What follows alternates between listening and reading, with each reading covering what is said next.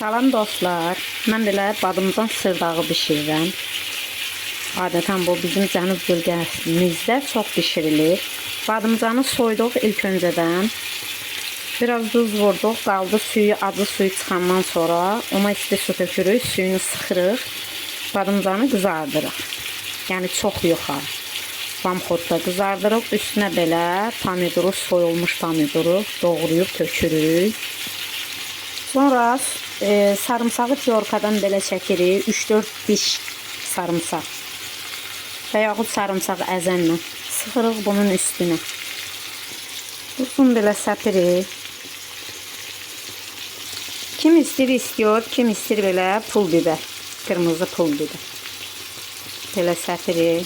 Kim istəsə acı biber vura bilər.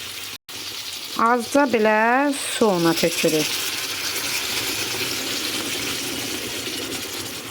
Bu burada bişəcək su ilə bir yerdə və pomidor, badımcan, sarımsaq hamısı öz parında bişəcəklər. Çox dadlı olur.